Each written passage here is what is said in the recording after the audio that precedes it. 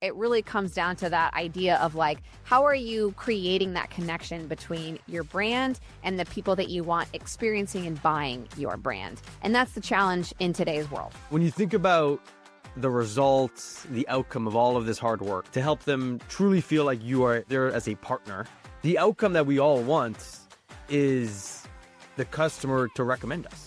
A lot of companies get to a place where each org, whether it's customer experience, product marketing, they're kind of all doing the right things on paper, one could say, but they're not united. Real talk backed up with real action. This is GTM News Desk. I'm Rachel Eltz Downey. And I'm Mark Hillens. Let's see what's trending.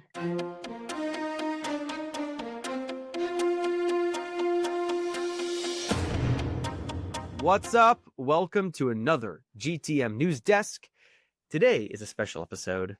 You will notice there is a new person sitting next to me in the studio, Miss Rachel. Doing the most awkward dance ever, and not Mrs. Rachel to be confused with the YouTube. Or no, it is Miss Rachel on YouTube. So no Miss Rachel here, please. All right. Well, welcome. So excited to be partnering with you. Had a great almost 20 episodes with Nick.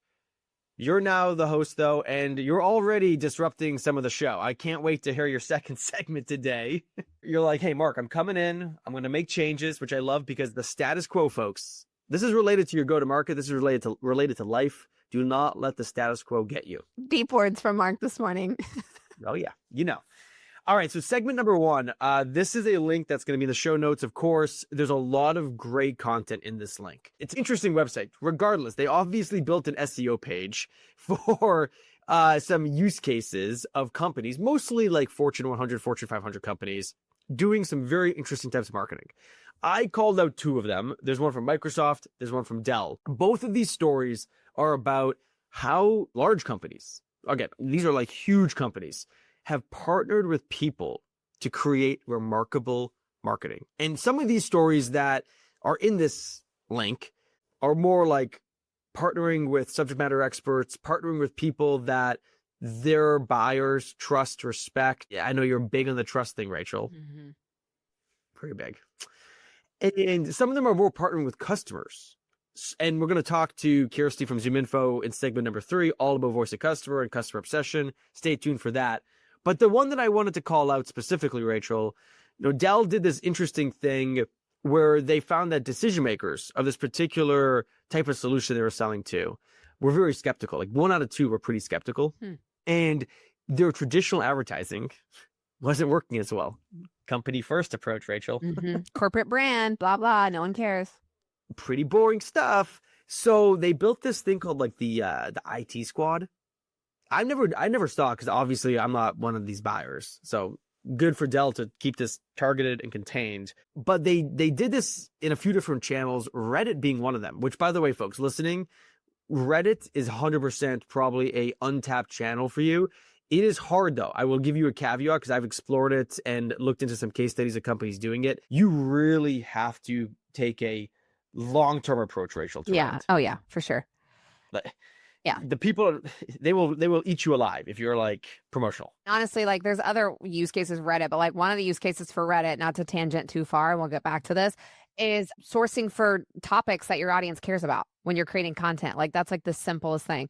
Also, can I just say this Dell tech example, IT squad, it totally gives me Capstone in college vibes. Like, they partnered with some college and marketing department and was like, please fix our problem. And the team that put it together was correct. I'm not hating. I'm just saying it gives me college vibes. No, it does. It 100% does. Yeah. So, I mean, they did AMAs on Reddit. They built this IT squad and they saw tremendous success. I mean, it was a huge change in performance from like what they were doing before, which is traditional paid search, paid social, very transactional type advertising. And they needed a way to connect much more deeper and more authentically with this audience. And then Microsoft, I mean, that's probably one of the biggest companies in the world, Rachel, right? I mean, I have no idea. Like, bigger than me. Just kidding. They were trying to figure out how to resonate more. I think one of the key words that you'll hear Rachel and I talk more about is this idea of like resonance. And how do you like find the right depth of resonance, with your audience? And one thing that, Rachel, you really believe, given that, you run and are the CEO of Share Your Genius, is it's less about the message these days. It's more about the messenger. Okay. Yeah. Yeah. I hear where you're going there. I think the thing that's both like obvious with what Dell is doing and what Microsoft does in this example is like what they are really trying to do is get people to care about their company and their product. And it's like nobody inherently cares about what Microsoft is touting. Nobody inherently cares about their IT provider. Like those aren't like, if you think about Maslow's hierarchy of needs, like those aren't the things that are like solving your problems, right? Like they can, right? But like you have to get into like the meaning behind things. Can't just be a transaction. And I think that's the big movement that people are so hungry for right now is like they don't want to just transact with your company anymore. Like they need to attach meaning to it. There needs to be a relationship. There needs to be trust. And I think that's the thing that with both of your examples that Dell and Microsoft really were leaning into with their marketing campaigns is like, what can they do to create that? Because what they were doing just wasn't doing that. Exactly. And so if the big folks are doing it, you folks listening better be doing it. Yeah, maybe aren't as big, whatever. Like, who cares about that? Honestly, Microsoft, Dell, it's fine. Sorry, if you're listening and you work there, I'm not throwing shade. No. I'm just saying. Yeah. Like, pay attention to what they're doing. And last thing before we go to the second segment, your segment here now, you said meaning, it's feelings, it's impact. Yeah. Like, those three things are what I think customers care about.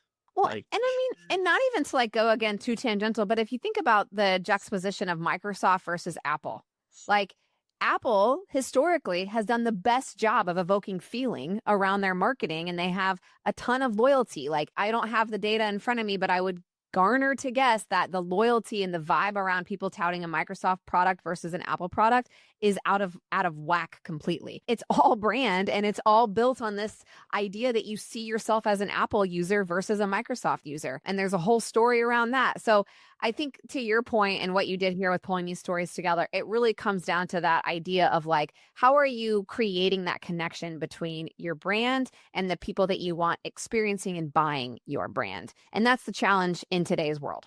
Yep. And Kirsty's going to unpack that because we have questions specifically about this for her in segment number 3. And I'll say you're going to want to stick around to the very, very, very end, which you can only get in Tech Insider, because she's going to give you essentially a cheat sheet for the questions you need to ask to uncover those opportunities. So with that, we're going to move into a new segment that I'm calling Nobody in B2B Wants This. And the reason that I wanted to launch this segment is because LinkedIn is the place that we spend the most of our time in B2B, engaging with our peers, our colleagues, our competitors, or the people we want to do business with. It just is what it is, friends. So let's embrace the channel that it is. And so I think there's some funny like trends and things that people in our joint atmospheres are constantly posting on. There's certain trends. And so in this segment of Nobody in B2B Wants This, this is the AI edition. We are going to talk about some fun things in AI, and we're not going to spend too much time, but just enough to have a little bit of fun. And I have a friend that some of you might know. Her name's Jillian Hofer over at User Evidence. And if you don't know her, you might know Mark Huber, but it's an excellent brand. User Evidence is doing a lot of really fun stuff, and they are what I would consider a very authentic brand. They are creating content that helps you feel connected to what they're doing, and they're very consistent and they're very creative. Anyways, all of that tee up. We were sitting in on Jillian invited me in to talk to some of the women at User Evidence. They do like a monthly thing where they bring other women in and we get to share stories and just help empower each other in what we're doing. And she was like, at the end of the call, she literally ended it with saying like, call me ChatGPT because I need to be prompted. And it was like so freaking funny because that is kind of the world we live in, where it's like, we need to be prompted to help us like think through our answers and think through the things that we should be thinking about, because there's so much information in us. So that's my call me GPT because I need to be prompted takeaway quote of the day. If you want to use it, you have my blessing, and I will make sure Jillian blesses it too. So there's that. That's a classic. That's very good. Very clever. Like that is good. So funny. Like, yes, please call me ChatGPT.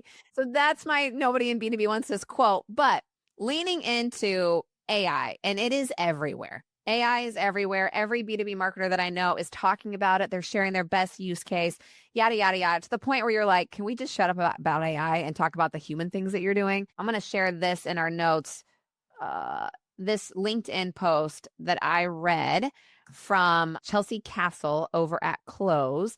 I'm going to read this because I found it like super fascinating, but thinking about AI and how nobody in B2B wants this anymore. She did this beautiful thing where she's like, we're all AI obsessed and for good reason. But she was like, but guess what? We are part of a teeny tiny little group of people who know about it, who care about it and use it. And so she's like, let's look at the facts. 66% of US adults have never even tried ChatGPT, according to Pew Research. Less than 10% of consumers trust AI search results.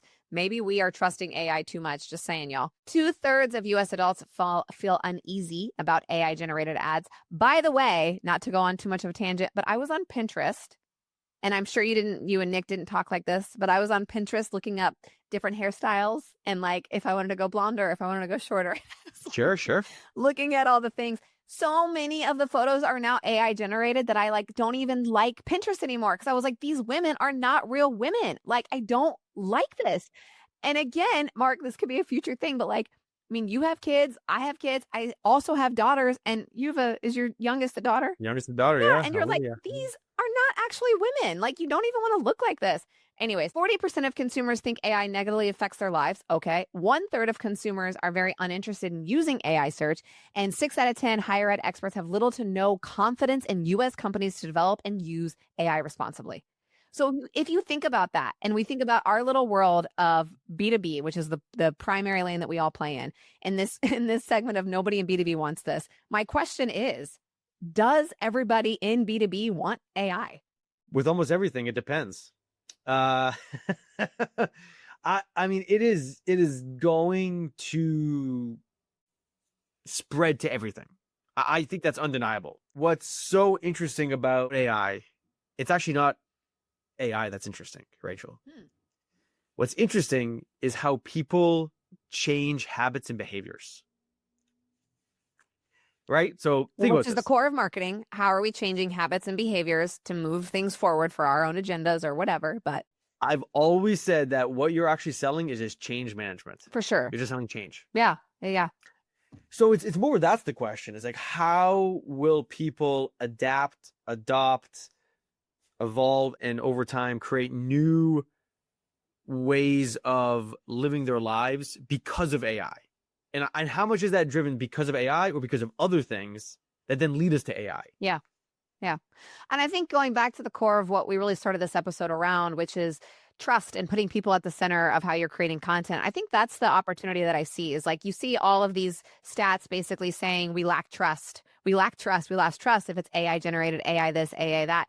So a way for a brand to really think about their marketing and like their, how their use case of AI and things like that. And you're seeing it all over the place where people tearing into Duolingo and they're tearing into Otter and they're starting to tear into these companies that are leaning into AI. I think staying people first is the only way to combat the mistrust that's inherently riddled in the tech that we're quickly adopting. So that would be sort of my call to arms. And as we're getting into this conversation with Kirsty, she talks about customer obsession and kind of listening and like going back to like what people are actually saying or not saying. And I think those are the cues that I'd be listening for as we think about the world that we're living in today.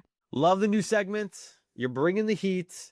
Let's go to the main segment with Kirsty. ZoomInfo, segment 3, right now.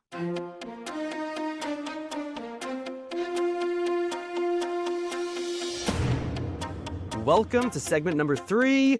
We have a great guest. As you heard during segment number 1 and number 2, we have someone who is customer obsessed. She's from ZoomInfo, an executive on the ZoomInfo leadership team. Kirsty O'Sullivan, what is going on? Welcome to GTM News Desk. Thank you. Thank you for having me. It's great to have you. Rachel and I are pumped for this conversation. I spent a lot of my time at HubSpot. Rachel, you've worked with how many customers now at this point? I can't tell you all my secrets, but we have worked with hundreds of brands. That is for sure. Hundreds. So Rachel and I are customer obsessed. I learned that from my time at HubSpot. She's learned that from being a big time CEO. Share your genius, And Kirsty, you let us know, tell us about yourself. How long you been at ZoomInfo? What brought you down to this customer success team, leadership position? Give us the background before we get into the questions. Yep. Absolutely. So I'm also customer obsessed. So excited to be here with you both today. I'm Kirsty O'Sullivan. I am the Senior Vice President of Customer Experience at ZoomInfo. So I oversee our post-sale teams who are responsible for customer onboarding, implementation, training and enablement, customer support. I've been with ZoomInfo for almost 5 years now. It'll be 5 years this summer. So I've been here for a lot of growth, both as I think about, the business overall, as well as thinking about just our investment in our customer experience organization and motions for our customers. I'm hoping most folks are familiar with ZoomInfo since this is a go-to-market podcast, but for anyone who's not, our mission at ZoomInfo is to provide all businesses go-to-market intelligence that accelerates revenue growth. So we've spent over 20 years helping our customers grow by delivering the most accurate and up-to-date account, contact, and signals data. Today, as our product continues to evolve, our go-to-market intelligence platform integrates across our customers' tech stack, combining first and third-party data. And then on top of that, we're able to deliver real-time signals, AI insights, and automation on top of that data foundation, with the ultimate goal of helping all of our customers, improve rep productivity, deliver net new logos, and ultimately drive their own customer growth. Love that. I mean, I love ZoomInfo. Used it in 3, maybe 4 businesses. I'm a partner. TAC is a partner of ZoomInfo's. The reason why we're a partner is because GTM intelligence, everything you just said, is so important to building a true people-first go-to-market motion. You need to understand through data what's going on in the minds of your customers, in the businesses of your customers, right? Their day-to-day, the trends you can understand from that data. So there's so many things to unpack there. And it actually leads us really nicely, Rachel, into our first question. This is the GTM News Desk podcast, as you said, Kirsty. So talk to us about how you help your customers, how you at ZoomInfo do it when it comes to measuring the maturity of your go-to-market, and why is that important? Going back to kind of the point you made around the shift from a lot of workflow-based, non-intelligent systems to now agentic, very, you could call it generative systems that have reasoning capabilities, which I know ZoomInfo is very, big on developing and have a lot of products coming out around that. But again, zooming out from the tech side, just the GTM strategy, the maturity of your GTM, how do you think about that at ZoomInfo? Yeah, absolutely. So I guess starting with the, why it's important piece, ultimately you can't improve what you don't understand, I think is the simplest statement. So understanding the current state and maturity of your go-to-market motion helps you really identify what those gaps and challenges are, prioritize how you should think about resourcing and investment, and then ultimately move towards a state where you can enable more predictable revenue growth. So when we think about a more mature go-to-market motion and what that looks like, there's a well-defined ICP, there's segmentation, there's a clear value prop and messaging, strong product market fit. There's usually strong motions around RevOps and enablement, being really thoughtful about how integrated your sales and marketing motions are. There's a tech stack component. There's so many things that go into it. So taking some time to really take stock of all those different areas allows you to be eyes wide open on what you can and want to impact as you work towards that more well-defined and repeatable motion. We actually have an amazing resource that's free and available to anyone. If you just Google ZoomInfo Modern Go-to-Market Index, it's a free online assessment that takes just a few minutes to complete. And it allows leaders to really evaluate the effectiveness of their go-to-market strategy to, again, understand how they're doing, what are the weaknesses, and really take informed and actionable steps to improve. So I highly recommend doing that. It actually only takes a couple minutes. And then when we think about, how we see go-to-market maturity levels play out for our customers, if I use our customer onboarding team as an example, we're working with thousands of customers at once, and we see so much variety in where they're at within their own go-to-market journey. Us gaining an understanding of what their motion looks like today, whether that's very simple or very sophisticated, it allows us to better define how ZoomInfo can really plug in, how we can drive value, and how we should be thinking about more short-term wins and what we should be targeting there, as well as that longer big picture vision that we want to evolve towards. So, for example, we have some smaller slightly less sophisticated customers, maybe they're just purchasing ZoomInfo to really leverage our data for prospecting. They don't want or need all the bells and whistles. And we don't want them to be overwhelmed or lose sight of really getting that first value from the platform and why they bought. And then on the flip side, we have very sophisticated enterprises where we're focused on integrating across their full tech stack, leveraging really robust signal data, and then developing these full front to back workflows that are deeply embedded in their go-to-market motion. So a wide variety, we want to make sure we understand where our customers are at. And we're now actually leveraging AI to do some base level analysis as we think about their go-to-market maturity and what we're kind of calling go-to-market readiness for our new customers coming on board, so we can better tailor their ZoomInfo journey and really set them up for success. As Rachel knows, Rachel can make fun of me on this one. I love maturity models. I've built many maturity models. I built one at Drift. I've built one with Sugo, an event tech company. I've advised many customers on how they're building their own maturity model. So everything you're saying is highly resonant to me. And it's all about how you can help someone pre-sale to post-sale understand the expected value and help them see that value through really honing in on the problems they need to solve right now and not like overwhelming them. If I kind of like replayed some of that back to you. 100%. And it's all about the value, to your point, which I think we'll get into more, but fully agreed. Yeah, I mean, even you, Rachel, right? Like you have customers of all sizes. Like you use a similar kind of maturity type of mindset. Yeah, I just don't know I'm doing it because I'm not quite as akin to the business acumen as you all. But one of the things I wanted to kind of lean into a little bit, if I could, with you, is this idea of being customer obsessed. And so the way, like, I'd love to hear from you on like what that really means and like how this maturity model and the way that you are thinking is kind of bringing that obsession to life in a way that's adding so much value to the people that you do serve. Absolutely. And I can kind of talk about it through the lens of like how we're leveraging it operationally and like our handoff motion as we think about, and Mark, you mentioned like that pre-sale, the post-sale journey, how does that all come together? As we think about the customer journey, the full journey, that pre-sale to post-sale handoff, it's so important to ensure the customer's really set up, again, to see value from the platform and when it comes to just providing a high quality experience overall. So we put a lot of effort from, people, process, technology to make sure we're really intentional about each part of the journey, but we'll focus in on that kind of like first handoff to start. And we're leveraging AI in a pretty big way there, which pairs back to that go-to-market maturity and go-to-market readiness, which I can touch on. So one of the first things we're doing in the spirit of being customer success as customers come in is we're using our own account AI summaries, which is part of our ZoomInfo Copilot platform. What those AI summaries do is they combine first and third party data about each one of those accounts coming into our onboarding team. So we immediately know, not only the firmographic details, so who they are, what they do, their size, their industry, but we also have all of the summarized data from their conversations with our sales team. So who is the buyer? Why did they buy? What are their pain points? What's their use case? And it allows us to be really prepared, get off on the right foot, and reduce the manual effort for the sales rep to pass out all of that info along to us. And then that way, instead of the rep spending time kind of summarizing the sales cycle and working on that very manual handoff, that information transfer is very streamlined and very automated.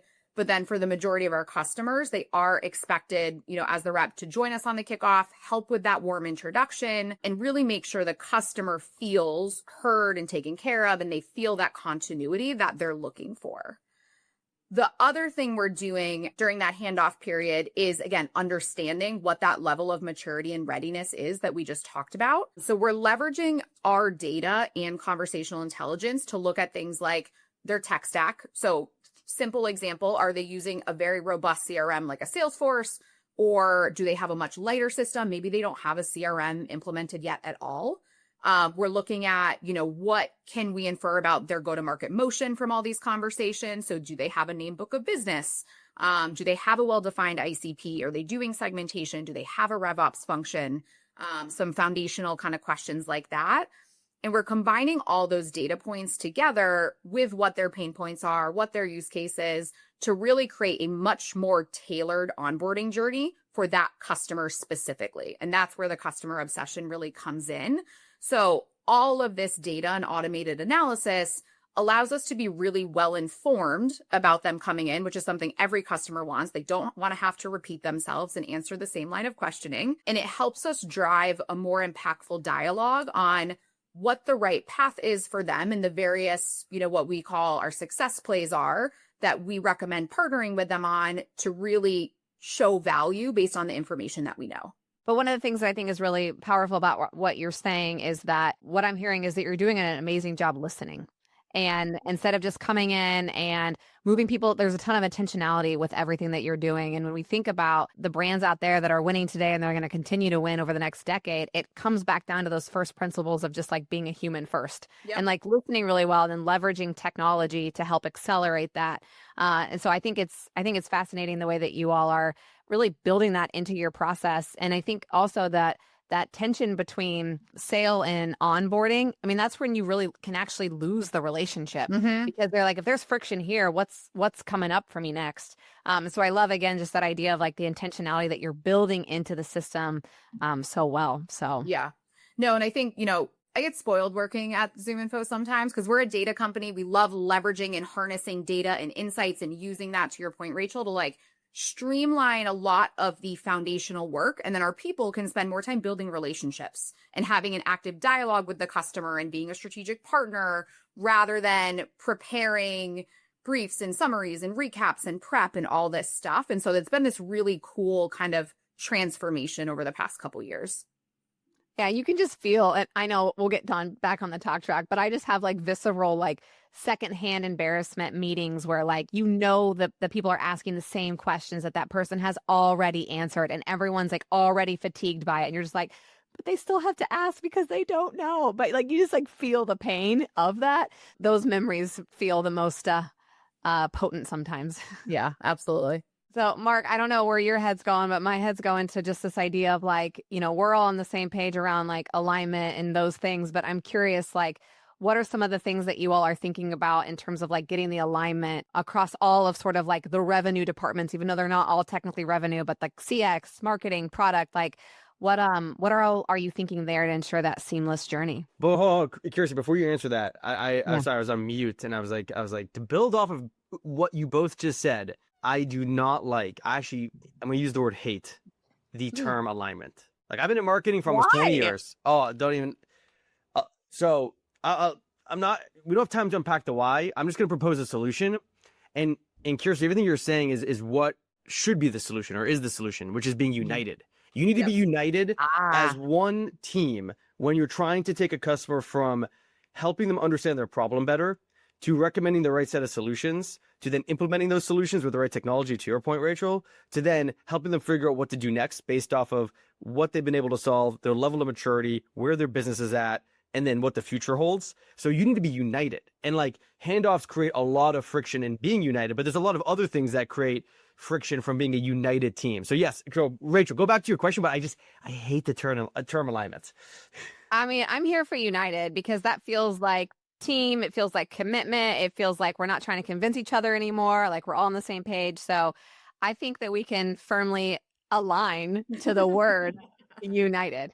Well played.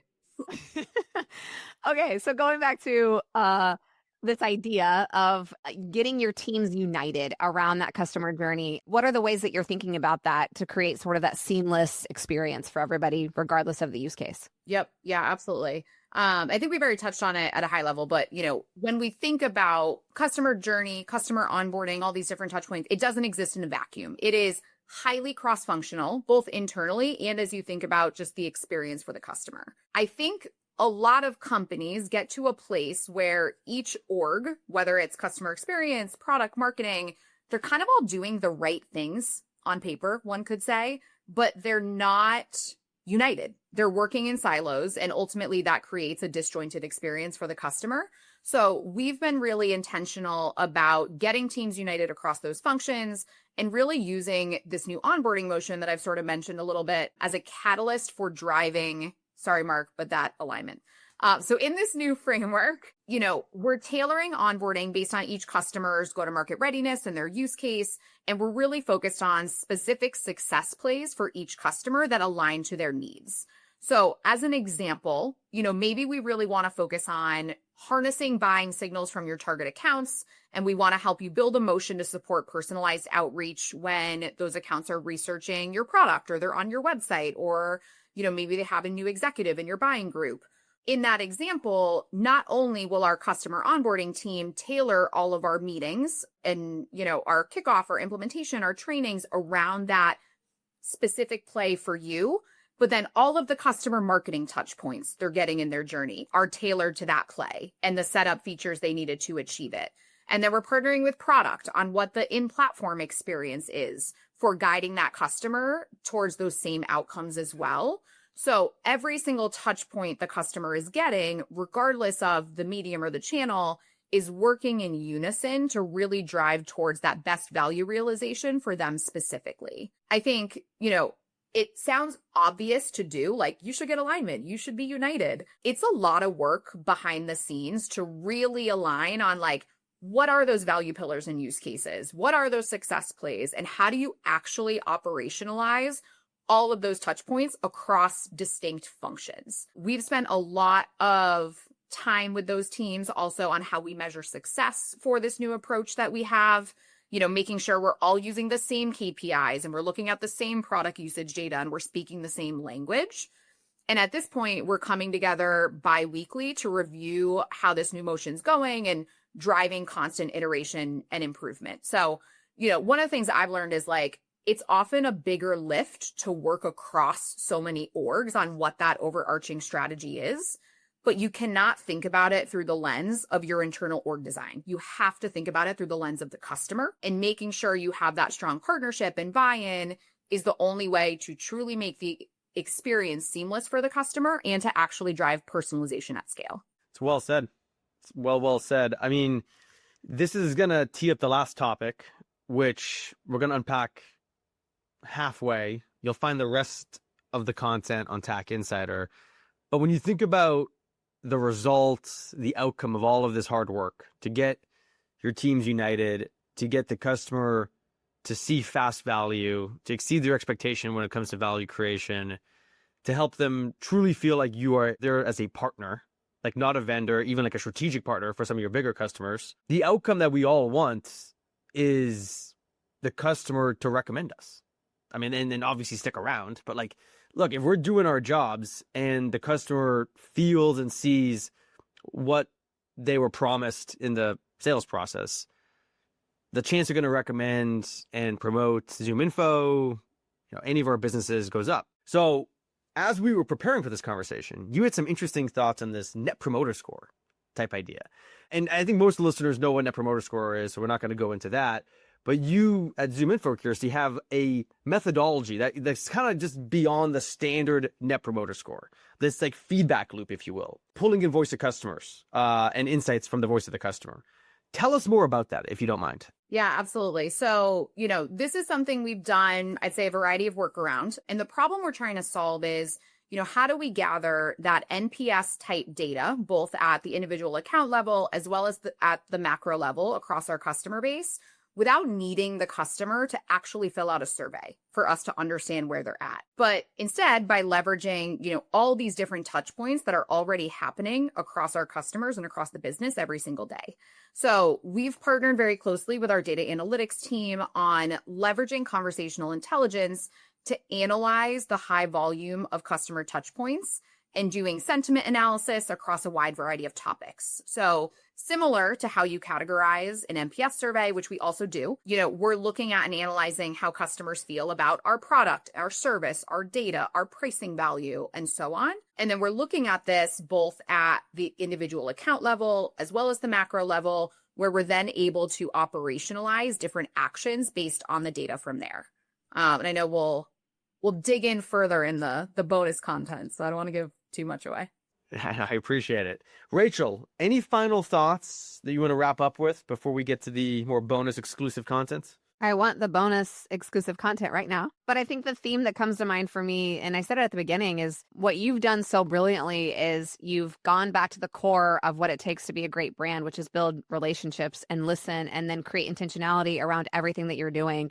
And the other thing that I wanted to call out is everyone thinks that all the things you're talking about around getting united should be so easy and quick. but it always takes longer than you think it's going to take. And I think you just taking the time to be like, we're taking our time to make sure that what we're picking up is actually correct and we're all on the same page and we all know what we're doing and we all know what success looks like. Like those are the key metrics in my mind of what actually creates a successful program like this. And not program, but you know what I mean? Like that's what it takes. And so I just appreciate your thoughts on that. And I'm excited to hear the how on this customer voice piece.